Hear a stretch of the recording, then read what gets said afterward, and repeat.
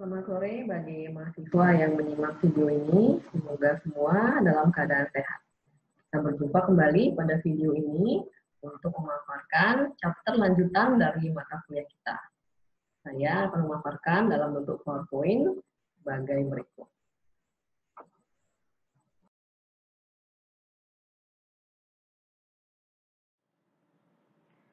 Topik kita kali ini adalah lingkungan budaya global dan kaitannya dengan perilaku konsumen.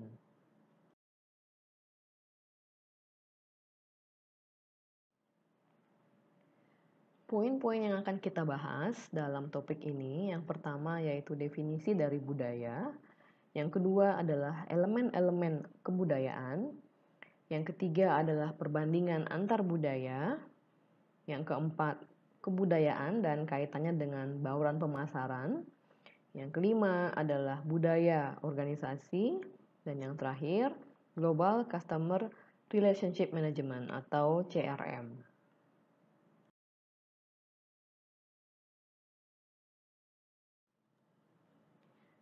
Dalam perspektif pemasaran global, lingkungan kebudayaan penting untuk dua alasan. Alasan yang pertama adalah pemasar global secara konstan menghadapi isu yang membutuhkan pemikiran yang matang berkaitan dengan sejauh mana budaya setempat dapat mempengaruhi bauran pemasaran dari suatu produk. Produk atau program promosi dan iklan yang tidak sesuai dengan kebudayaan setempat dapat mengakibatkan blunder bagi perusahaan. Blunder tersebut diantaranya adalah embarrassment atau kejadian memalukan, kemudian kehilangan konsumen, konsekuensi hukum, kehilangan kesempatan pasar, dan timbulnya biaya-biaya terkait dengan insiden tersebut, dan reputasi perusahaan dan citra merek yang tercoreng akibat insiden tersebut. Contohnya adalah saat Nike mengeluarkan aparel wanita yang terinspirasi dari tato suku Samoa. Permasalahannya adalah tato yang digunakan dalam aparel wanita tersebut adalah tato yang khusus diperuntukkan bagi suku berjenis kelamin pria. Hal ini menimbulkan protes dari suku Samoa terkait dengan produk aparel wanita ini. Jadi insiden ini menimbulkan biaya bagi Nike, di mana mereka harus mengeluarkan dan melakukan aksi permintaan maaf terkait dengan insiden ini. Dan Nike juga kehilangan konsumen dan mereka harus menarik produk aparel wanita ini untuk tidak menyinggung suku Samoa lebih lanjut.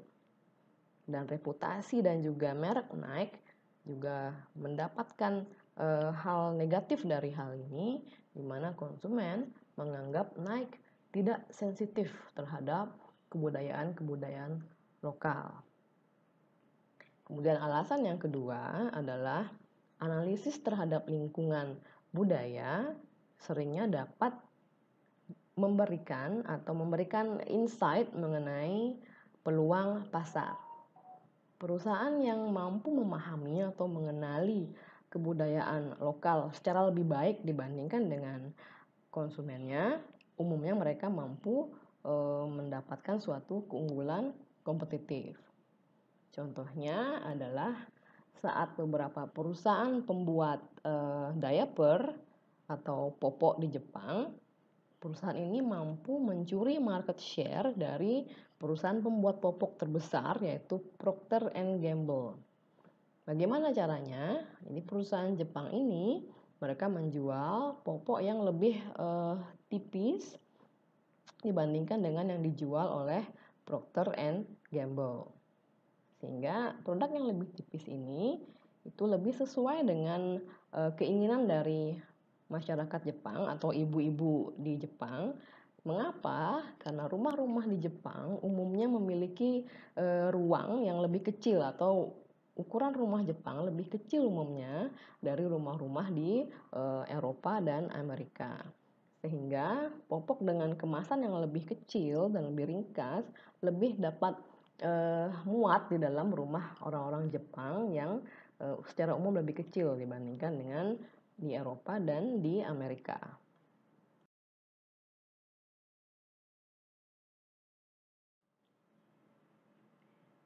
Topik yang pertama adalah definisi dari budaya.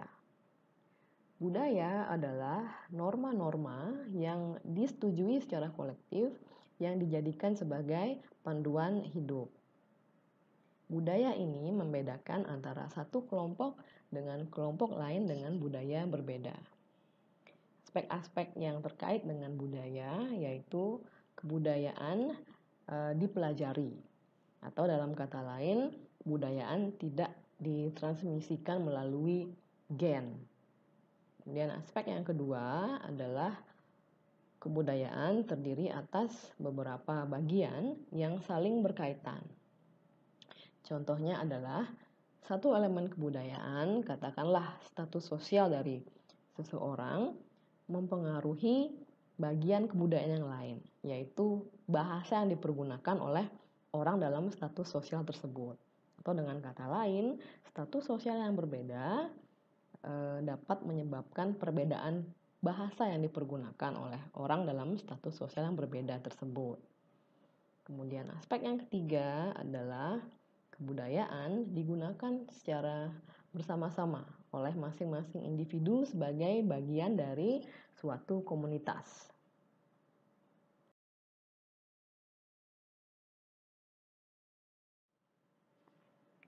Materi berikutnya adalah elemen-elemen dari budaya. Elemen yang pertama adalah material life. Material life ini artinya adalah teknologi yang digunakan atau cara-cara yang dipergunakan untuk memproduksi, mendistribusikan, dan mengkonsumsi barang dan jasa oleh suatu masyarakat atau komunitas. Implikasi dari material life ini terhadap bauran pemasaran dari suatu produk, contohnya yang pertama adalah di beberapa negara di luar Amerika Serikat, ruang pada rak supermarket itu sangat terbatas atau lebih kecil. Dan kulkas juga di negara di luar Amerika Serikat lebih kecil atau memiliki kapasitas yang lebih kecil dibandingkan kulkas di Amerika Serikat. Nah, sebagai hasilnya atau implikasinya, penjual soft drink di luar Amerika Serikat menjual soft drink dalam ukuran 1 sampai dengan maksimal 1,5 liter dibandingkan dengan 2 liter soft drink yang umum dijual di Amerika Serikat. Akibat dari adanya atau keterbatasan dari ruang rak supermarket dan juga kulkas-kulkas yang lebih kecil di negara-negara di luar Amerika Serikat. Kemudian contoh yang kedua adalah di pasar negara Cina dan India, infrastruktur jalan di beberapa lokasi itu masih sangat primitif, sehingga membuat proses distribusi produk menjadi sangat sulit. Contohnya di India, Coca-Cola mempergunakan kendaraan roda 3 untuk mendistribusikan Coca-Cola ke kios-kios yang berlokasi di jalan-jalan yang sempit. Tentunya kendaraan roda 3 ini tidak akan ditemui di negara-negara maju seperti di Amerika ataupun di Eropa untuk mendistribusikan Coca-Cola.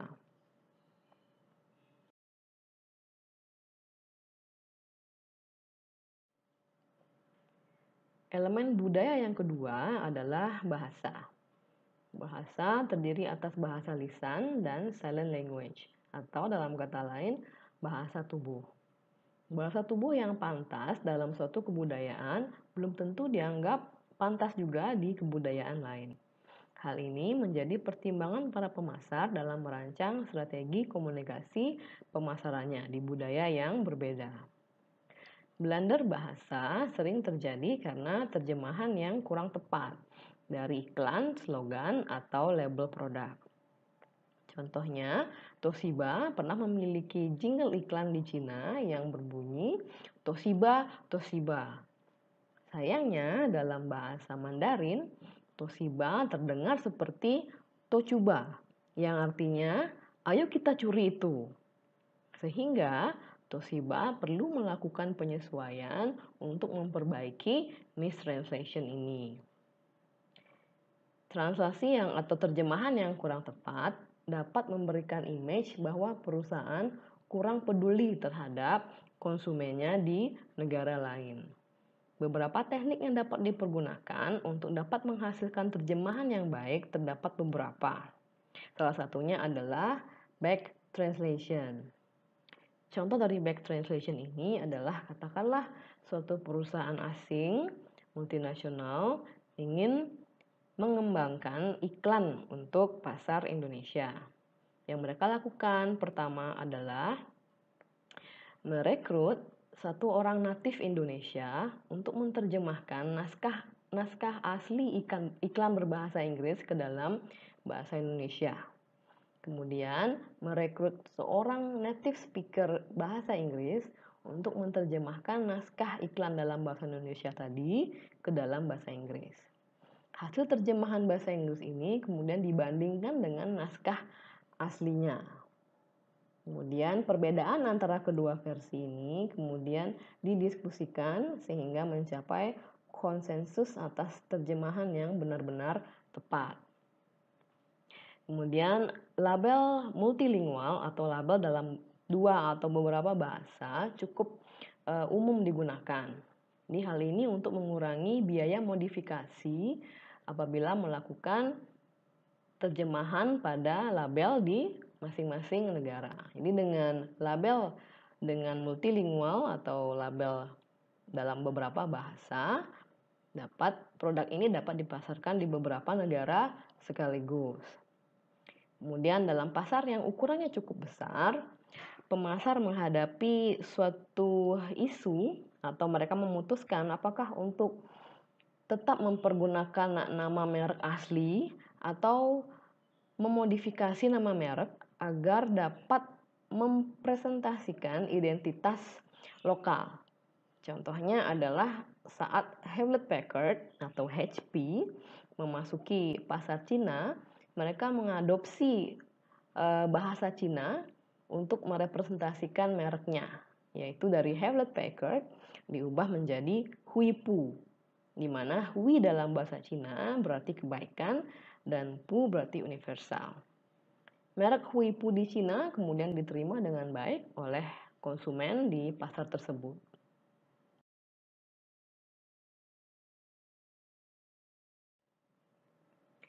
Elemen budaya yang ketiga adalah interaksi sosial.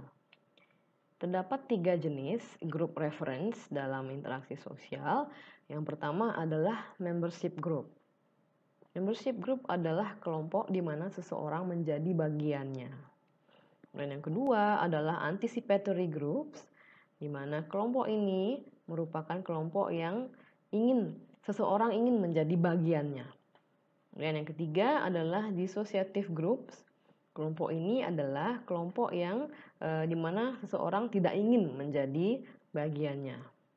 Reference group ini umumnya sangat berpengaruh untuk produk-produk konsumen yang tampak secara sosial. Contohnya adalah produk-produk yang mencerminkan status atau barang-barang mewah. Sehingga program komunikasi atau iklan dari barang-barang mewah dan produk-produk yang ada kaitannya dengan status sosial umumnya mempergunakan anticipatory group sebagai materi iklannya, di mana konsumen ingin menjadi bagian kelompok tersebut dan kelompok tersebut akan mempergunakan atau merepresentasikan produk-produk mewah ini dan juga produk-produk berstatus sosial ini.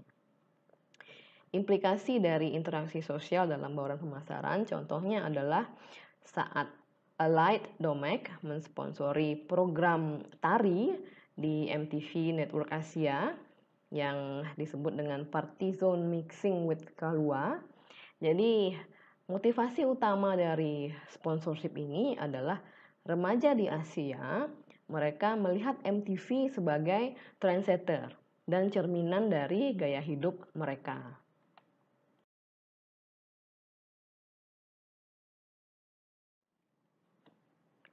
Elemen budaya yang keempat adalah estetika. Di Asia Pasifik, estetika ditentukan oleh 3 prinsip.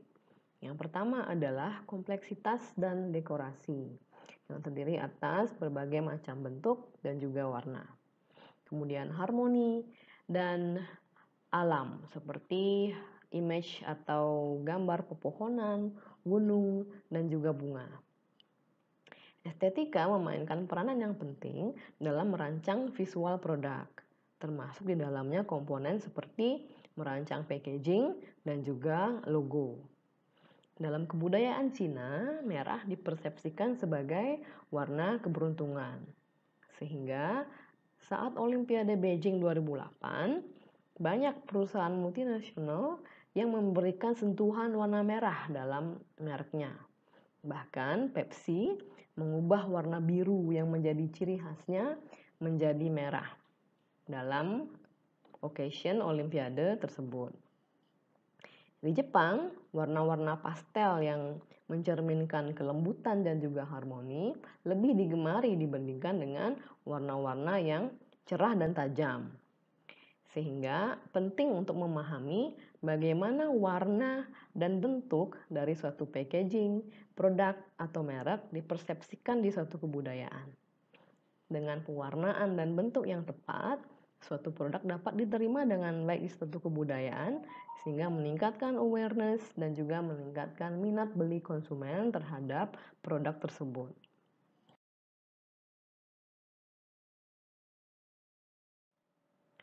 Elemen budaya yang berikutnya adalah agama. Saat agama menjadi bagian penting dari kehidupan konsumen, maka perusahaan perlu mengakomodirnya dalam bauran pemasaran. Contohnya, bagi GlaxoSmithKline, mendapatkan sertifikasi halal untuk produk Ribena dan Lucozade-nya merupakan langkah yang penting untuk memperoleh penerimaan di pasar yang mayoritas Muslim.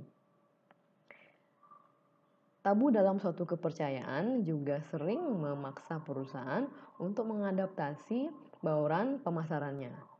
Contohnya, saat mendesain suatu mainan storybook rhymes yang ditujukan kepada pasar anak-anak Turki, Fisher-Price memperoleh kesulitan, di mana mainan yang menampilkan puisi tradisional Turki yang diilustrasikan dengan seekor babi ini mendapat suatu penolakan atau penerimaan yang kurang baik karena babi dianggap kurang pantas dalam perspektif negara Muslim. Fisher-Price kemudian mengganti ilustrasi babi tersebut menjadi seekor kucing. Kemudian contoh lainnya, Disney memutuskan untuk menggeser angle dari pintu masuk Hong Kong Disneyland-nya 12 derajat setelah berkonsultasi dengan ahli Chinese Feng Shui.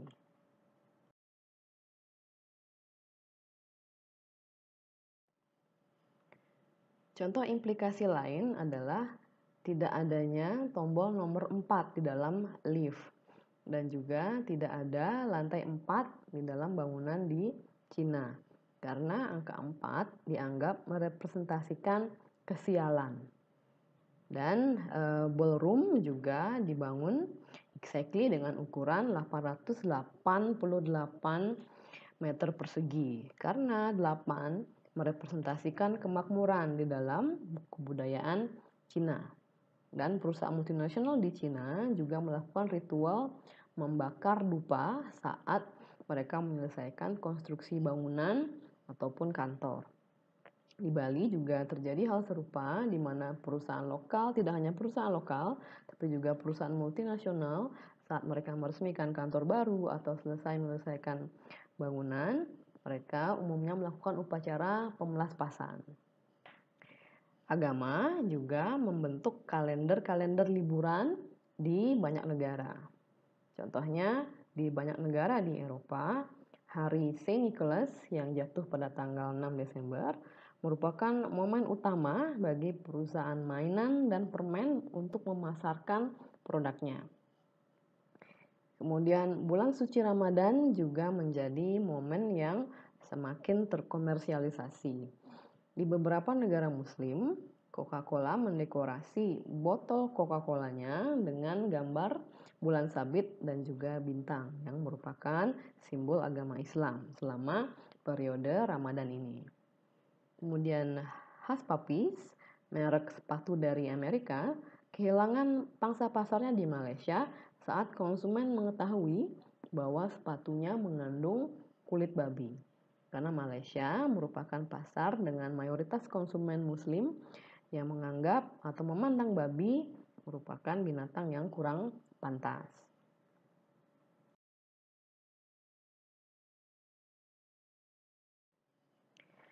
Elemen budaya yang berikutnya adalah pendidikan. Terdapat dua aspek pendidikan yang penting bagi pemasar internasional, yaitu tingkat pendidikan dan juga kualitas pendidikan. Tingkat pendidikan sangat bervariasi antara satu negara dengan negara lainnya. Indikator yang cukup kuat merepresentasikan tingkat pendidikan di satu negara adalah tingkat buta huruf di negara tersebut. Di negara-negara dengan tingkat buta huruf yang cukup tinggi, pemasar perlu lebih berhati-hati dalam merancang label produknya, dalam merancang iklan cetak, dan dalam merancang survei dalam riset pemasarannya. Contohnya adalah saat suatu perusahaan produsen makanan bayi, mereka memperoleh penjualan yang sangat sedikit atau sangat kurang baik di Afrika akibat label dari produk yang dipergunakan. Label produk menampilkan gambar bayi ditanggapi secara salah oleh masyarakat lokal yang berpikir bahwa produk tersebut mengandung bayi yang dicincang seperti itu. Jadi ini akibat dari tingkat buta huruf yang cukup tinggi sehingga konsumen kurang mampu untuk membaca dan memahami apa yang tertulis di dalam label. Sehingga penting bagi pemasar untuk memperhatikan bagaimana labeling dan iklan cetaknya di negara-negara dengan tingkat buta huruf yang cukup tinggi.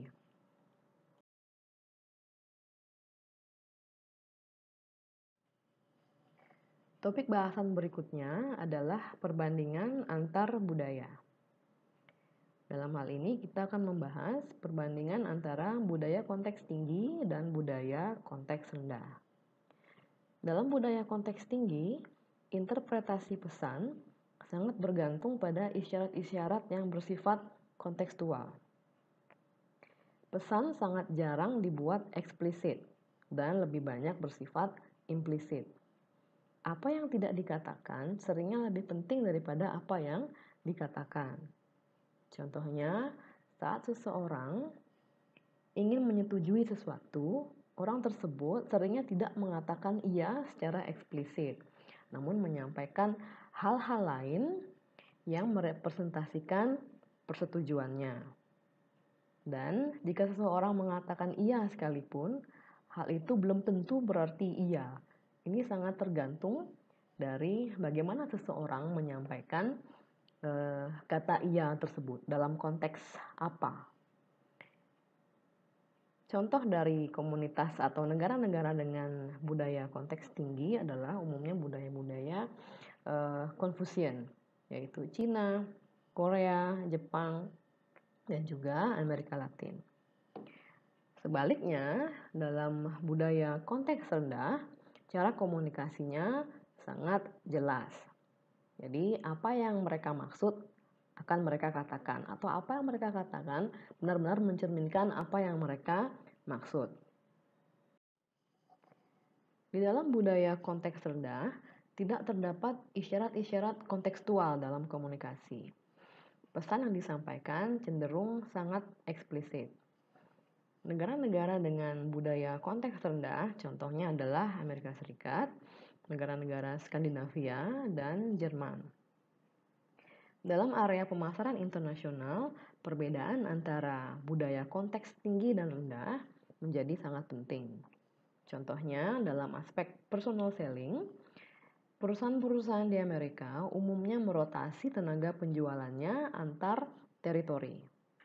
Namun di negara-negara dengan kebudayaan konteks tinggi, di mana trust atau kepercayaan dan juga kedekatan antara klien dengan tenaga penjualan memainkan peran yang penting, perusahaan-perusahaan di negara konteks tinggi sangat jarang merotasi tenaga penjualannya.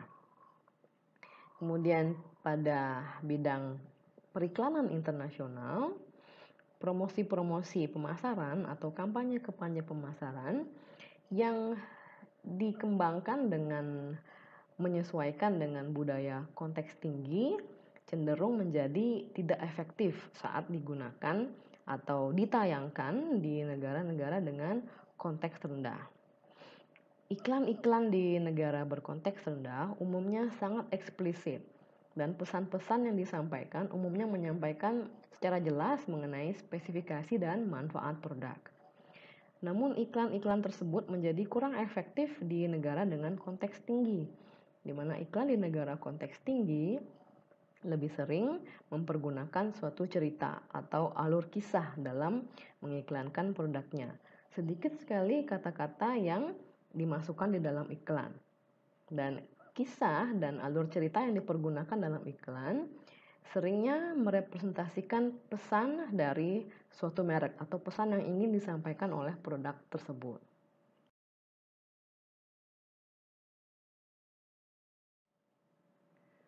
Bahasan berikutnya dalam perbandingan antar budaya yaitu skema klasifikasi Hofstede. Hofstede mengklasifikasikan beberapa budaya mempergunakan 5 indikator. Indikator yang pertama adalah power distance. Power distance adalah sejauh mana perbedaan derajat antar orang dianggap sebagai sesuatu yang dapat diterima. Komunitas atau masyarakat dengan power distance yang tinggi dapat mentoleransi adanya perbedaan yang cukup besar, perbedaan sosial yang cukup besar antar orang. Simbol-simbol status memainkan peranan yang penting dalam komunitas ini, dan pemimpin yang ideal adalah pemimpin yang disegani dan memberikan instruksi-instruksi yang cukup tegas. Kemudian dalam komunitas low power distance atau dengan power distance yang rendah, masyarakat ini cenderung lebih egalitarian. Orang-orang yang berkuasa dalam komunitas dengan power distance rendah, mereka cenderung berusaha untuk berbaur dan terlihat tidak begitu berkuasa.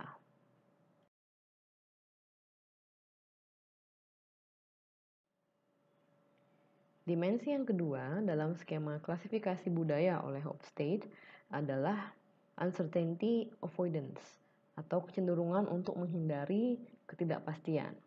Jadi artinya adalah sejauh mana orang-orang dalam suatu budaya merasa tidak nyaman dengan ketidakpastian dan bergantung pada berbagai mekanisme untuk mengurangi ketidakpastian tersebut. Contoh-contoh negara yang memiliki skor uncertainty avoidance yang tinggi atau sangat menghindari ketidakpastian adalah Yunani, Portugal, Jepang, Prancis, dan Spanyol. Konsumen-konsumen di negara tersebut sangat menghargai hal-hal yang alami. Implikasinya adalah suatu perusahaan British yang bernama Lush merupakan contoh dari perusahaan yang memahami keinginan tersebut. Jadi Lush menjual kosmetik yang natural atau alami dengan moto as natural as beauty gets. Jadi semua produk dijual dengan mencantumkan tanggal expiry, dan Lush menjadi sangat sukses di Jepang, negara dengan tingkat penghindaran ketidakpastian yang tinggi.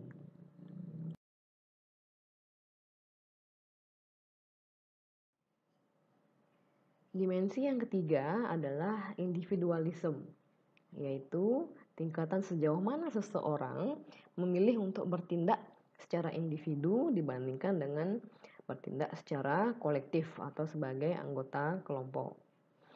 Negara-negara dengan ciri khas individualis adalah Amerika, Australia, dan Inggris. Negara-negara yang bersifat kolektif atau menjunjung tinggi kolektivisme adalah Korea Selatan, Taiwan, Indonesia, dan Venezuela. Implikasinya adalah iklan-iklan di negara-negara individualis cenderung menampilkan tindakan-tindakan individu.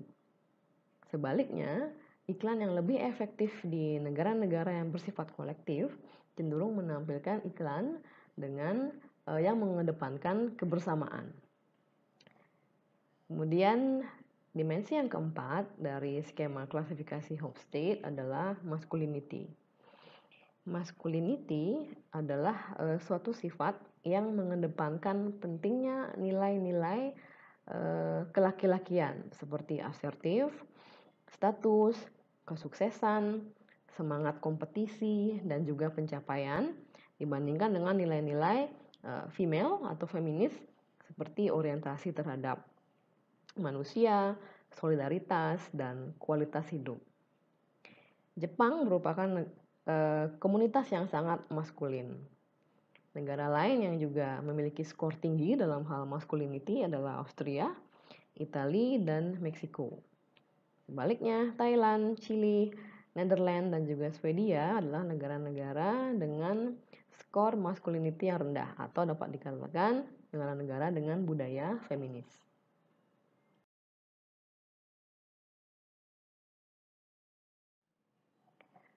Barang-barang mewah umumnya digunakan untuk merepresentasikan kesuksesan seseorang. Barang-barang mewah ini sangat menarik bagi orang-orang dalam kebudayaan maskulin dibandingkan dengan orang-orang dalam budaya feminin. Ditemukan dalam suatu studi bahwa semakin maskulin suatu budaya sangat berpengaruh atau berkorelasi positif dengan kepemilikan barang-barang mahal seperti jam mahal, perhiasan, dan setelan mahal. Dimensi kelima dari skema klasifikasi budaya Hofstede adalah long-termisme. Jadi orang-orang yang berorientasi jangka panjang cenderung memiliki nilai-nilai yang berpusat pada masa depan, seperti budaya berhemat dan juga kerja keras. Hal ini berimplikasi pada pengelolaan sumber daya manusia dalam suatu perusahaan.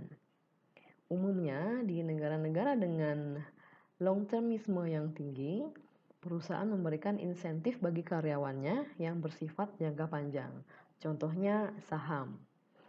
Dan sebaliknya, dalam kebudayaan dengan nilai long-termisme yang rendah, insentif yang lebih efektif adalah insentif yang bersifat jangka pendek. Kemudian terkait dengan penugasan manajer di negara-negara yang berbeda dengan budaya yang berbeda, perusahaan dapat mengandalkan beberapa teknik untuk menyiapkan manajernya untuk bertugas di negara dengan budaya yang berbeda dengan budaya di negara asalnya, sehingga tidak terjadi culture shock. Teknik-teknik tersebut adalah masa tinggal yang lama sebelum dia memulai waktu tugasnya, kemudian training-training seperti training bahasa dan juga training budaya menjadi hal yang umum dilakukan untuk meningkatkan pemahaman manajer terhadap budaya negara tujuan yang akan ditugaskan nantinya. Training tidak hanya ditujukan bagi manajer, namun training budaya dan juga bahasa umumnya juga diberikan kepada keluarganya. Karena keberhasilan manajer untuk berkinerja di suatu negara dengan budaya yang berbeda tidak hanya tergantung dari kemampuan manajer tersebut untuk beradaptasi, namun juga kemampuan keluarganya untuk beradaptasi dengan budaya lokal tempat mereka bertugas.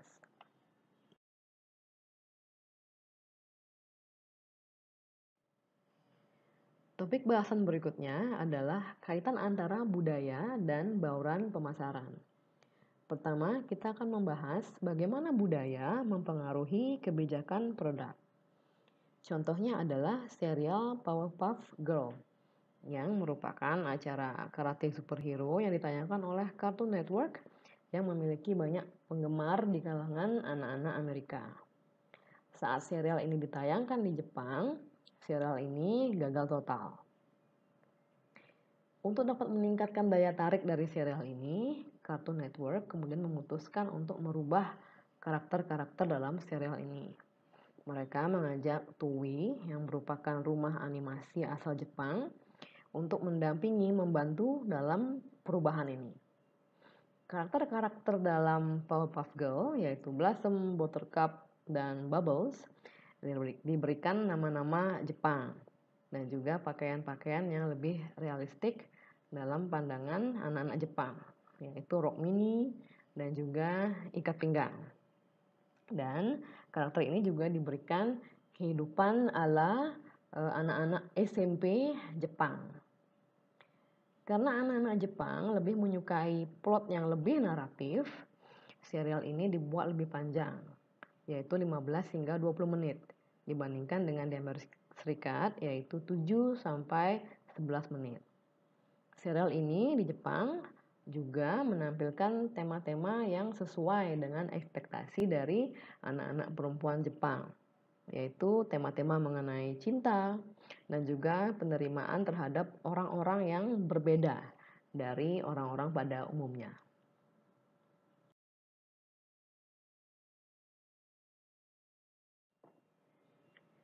Contoh lainnya adalah Dunkin Donuts Taiwan yang menawarkan cita rasa lokal seperti green tea dan honeydew melon.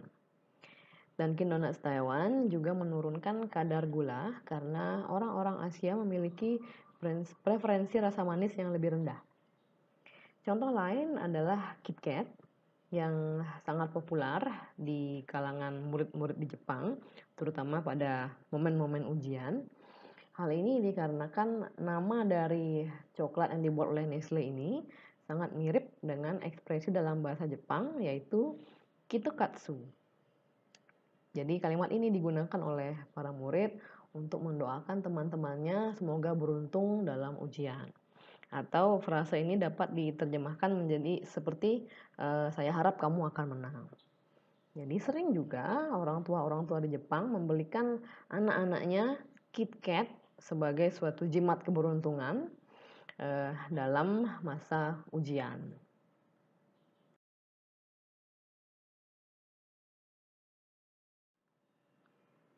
Norma-norma budaya kadang dapat membuka peluang untuk mengembangkan produk baru. Contohnya, di sebagian besar negara Asia, kulit yang terang atau putih diasosiasikan dengan nilai-nilai positif yang berkaitan dengan kecantikan, kelas sosial, dan juga gaya hidup kelas atas. Sebaliknya, kulit gelap dikaitkan dengan kerja kasar. Di India, pasar untuk produk pemutih kulit telah meningkat dalam rata-rata 20% per tahun. Fenomena yang sama juga terjadi di Indonesia.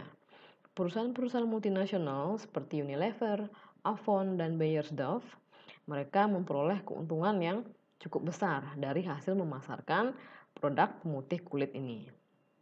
Contoh lainnya, di Vietnam, Unilever menyesuaikan produknya untuk mencerminkan budaya lokal, di mana versi Vietnam dari sampo Sunsilk menyertakan ekstrak dari suatu biji yang dikenal sebagai boket yang digunakan oleh wanita-wanita Vietnam untuk merawat rambutnya yang panjang agar tetap hitam dan bersinar. Jika di Indonesia terdapat Sunsilk urang-aring. Dan juga di negara-negara dengan mayoritas muslim, perusahaan multinasional mereka mengembangkan sampo yang dikhususkan untuk wanita berhijab yang membuat rambut terasa segar dan nyaman walaupun ditutup oleh hijab.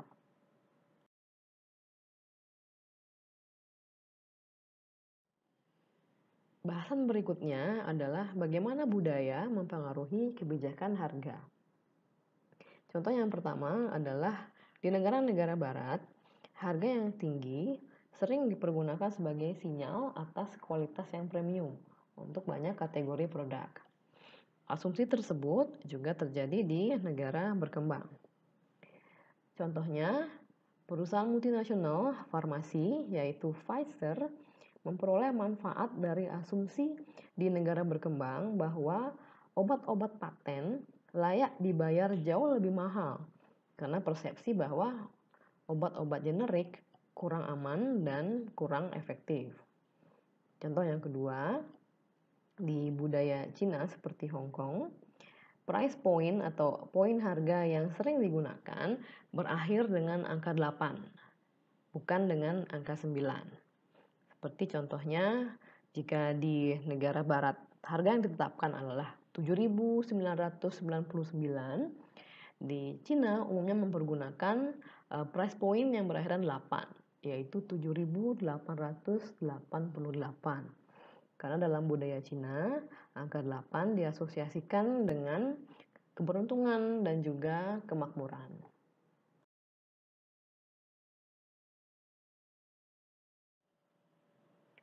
Berikutnya adalah bagaimana budaya mempengaruhi kebijakan distribusi.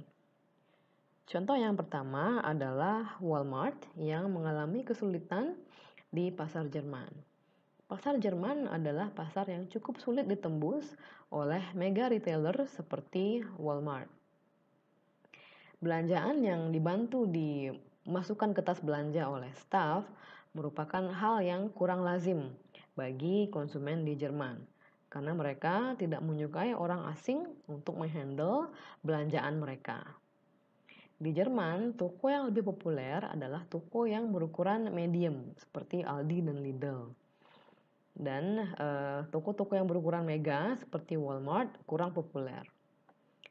Contoh yang kedua adalah Dell, di mana Dell terpaksa harus bertransisi ke metode retail tradisional dengan membuka toko retailnya sendiri untuk menjual produk-produknya.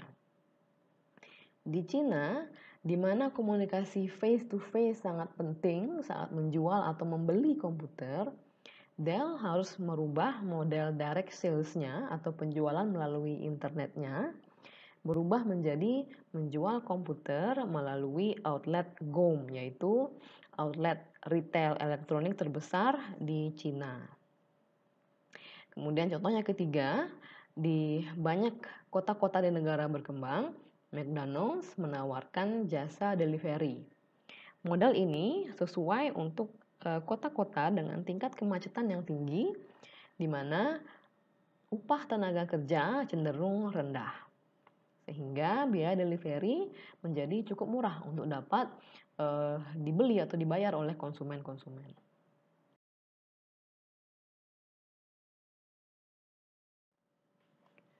Bahasan berikutnya adalah bagaimana budaya mempengaruhi kebijakan promosi.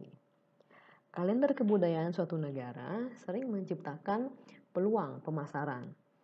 Contohnya adalah pada saat momen Tahun Baru Cina dan Ramadan, perusahaan-perusahaan umumnya memodifikasi iklan mereka sehingga bertemakan Tahun Baru Cina dan bertemakan Ramadan.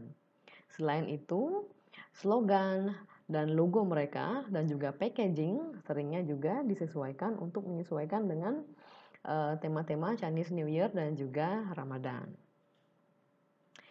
Kemudian yang kedua adalah bagaimana konsumen memproses komunikasi pemasaran seringnya bergantung atau dipengaruhi oleh nilai-nilai budaya. Suatu penelitian menemukan bahwa konsumen-konsumen di Amerika Utara lebih dipengaruhi oleh informasi yang bersifat promosi, yaitu menampilkan manfaat-manfaat yang akan diperoleh jika mengkonsumsi produk tersebut. Sementara di Cina, konsumen lebih dipengaruhi oleh pesan-pesan yang bersifat prevention atau pencegahan, di mana pesan yang disampaikan adalah masalah-masalah yang dapat mereka hindari jika mereka mengkonsumsi produk tersebut. Sehingga strategi komunikasi pemasaran disesuaikan dengan budaya setempat agar lebih efektif dalam menjangkau konsumen. Yang ketiga, dalam hal iklan, konsumen Cina lebih menyukai semangat-semangat kolektivis. Sementara konsumen Amerika lebih menyukai iklan-iklan yang bertemakan individual.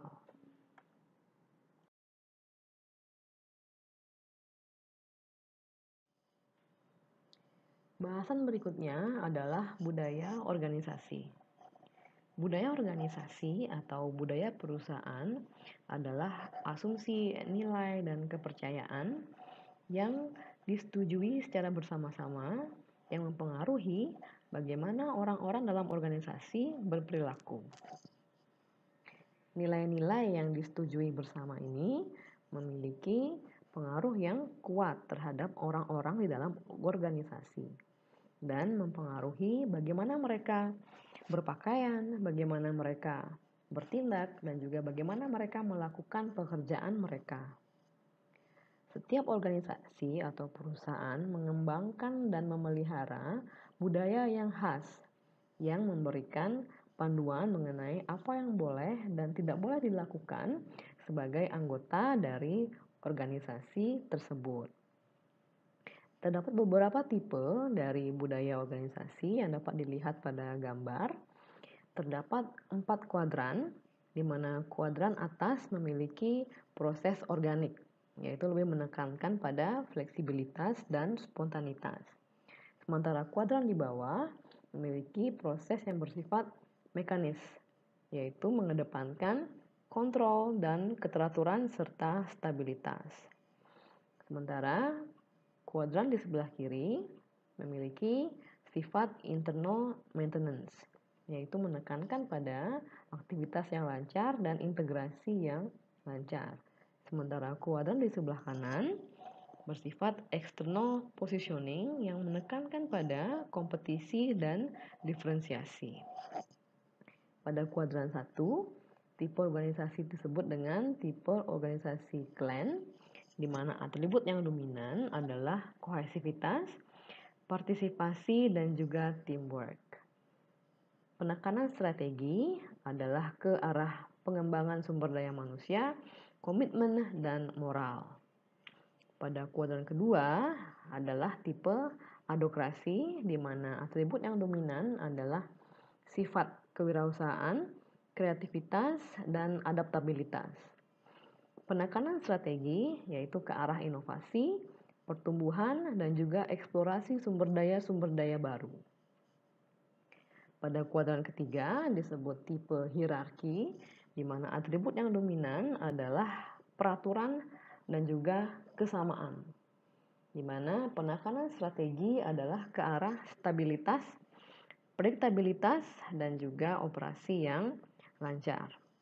Terakhir, kuadran keempat disebut dengan tipe pasar. Atribut yang dominan adalah semangat kompetisi dan pencapaian tujuan, di mana penekanan strategi menuju ke keunggulan kompetitif dan juga superioritas dalam hal penguasaan pasar.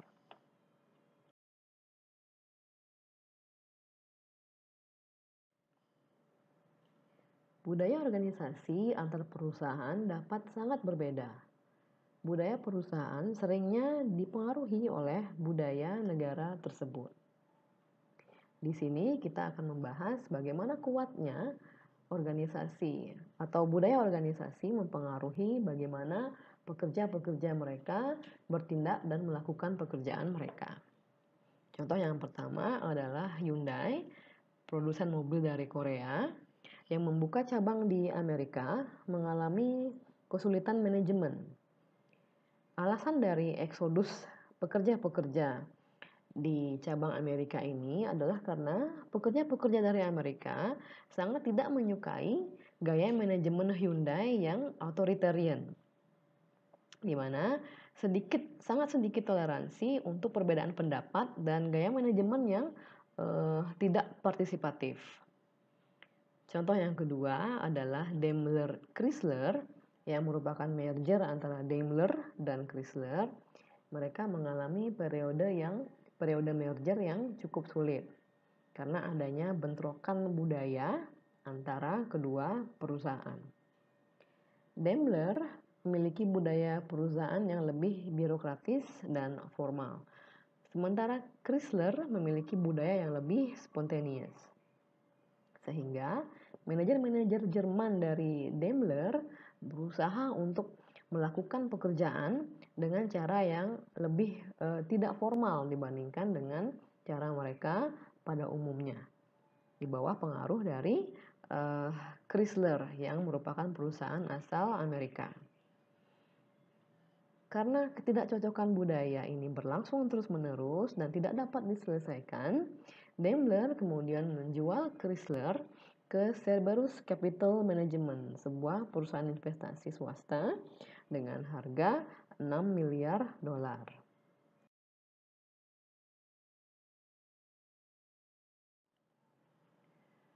Topik bahasan berikutnya adalah Global Customer Relationship Management atau CRM. CRM atau pemasaran berbasiskan database merupakan strategi untuk mengelola interaksi antara perusahaan dan konsumennya dengan tujuan untuk mempertahankan pelanggan dalam jangka panjang dan juga untuk memuaskan pelanggan dengan menjadi customer focus. Fase yang pertama adalah akuisisi customer atau memperoleh customer yang terdiri atas evaluasi prospek, manajemen akuisisi, dan juga recovery atau memperoleh kembali konsumen lama. Itu konsumen lama yang berpindah brand atau konsumen lama yang sudah tidak aktif. Fase yang kedua berfokus pada retensi. Aspek-aspek yang kritikal di sini termasuk pada evaluasi konsumen, manajemen pengelolaan komplain. Manajemen komplain ini penting untuk menjaga agar konsumen yang tidak puas untuk dapat diatasi masalahnya sehingga tidak berpindah ke perusahaan kompetitor. Yang ketiga adalah mekanisme retensi, termasuk di dalamnya adalah program loyalty yang sudah pernah kita bahas di mata kuliah manajemen pemasaran, di mana program loyalty umumnya berbentuk member card atau keanggotaan yang memberikan berbagai reward bagi konsumennya yang melakukan transaksi secara reguler atau terus-menerus dengan perusahaan. Insentif tetap berupa poin yang dapat ditukarkan ataupun merchandise lain yang dapat diperoleh oleh konsumen. Mekanisme lain adalah upselling, di mana perusahaan mencoba untuk menjual item dengan profit margin yang lebih tinggi kepada konsumen. Contohnya adalah bagaimana hotel mencoba untuk mendorong konsumennya yang biasanya memesan di kamar superior untuk memesan kamar deluxe di kesempatan lain. Kemudian mekanisme lain adalah cross-selling, yang artinya di mana perusahaan mencoba untuk menjual produk lainnya kepada konsumen yang masih di dalam portfolionya. Contohnya adalah bagaimana suatu perusahaan yang memiliki database konsumen bahwa satu konsumen sudah membeli sepatu dengan warna tertentu, kemudian mereka dalam beberapa hari atau minggu kemudian mengirimkan notifikasi atau email yang berisi tawaran mengenai pakaian dengan warna senada dengan sepatu yang sudah dibeli. Jadi ini disebut dengan cross-selling, di mana perusahaan berusaha menawarkan produk lain di dalam portofolionya kepada konsumen. Dan yang terakhir adalah pengelolaan referral. Ini dimaksud untuk mendorong konsumen menulis review positif berkaitan dengan produk perusahaan.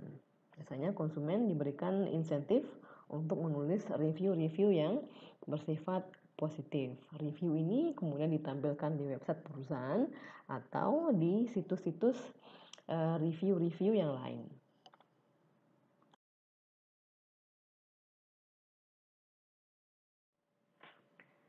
Bahasan berikutnya adalah faktor-faktor yang mendorong dilakukannya CRM.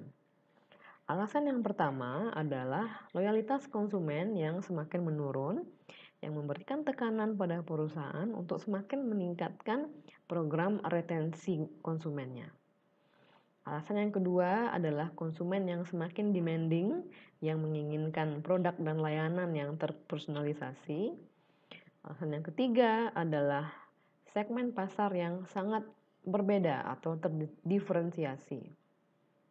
Segmen market yang berbeda juga memerlukan pemasaran yang berbeda, dan dalam kasus yang ekstrim one-on-one marketing atau pemasaran untuk masing-masing konsumen berbeda. Hal ini mungkin dilakukan mempergunakan database marketing yang mencatat histori transaksi dari masing-masing konsumen dengan perusahaan. Data histori ini kemudian dapat dipelajari untuk memahami preferensi konsumen. Untuk itu, dari data ini, one-on-one marketing dapat dilakukan karena preferensi masing-masing konsumen telah dapat diketahui. Alasan yang keempat adalah keberadaan dari internet yang memungkinkan komunikasi yang semakin intens dan pemasaran yang interaktif dengan konsumen.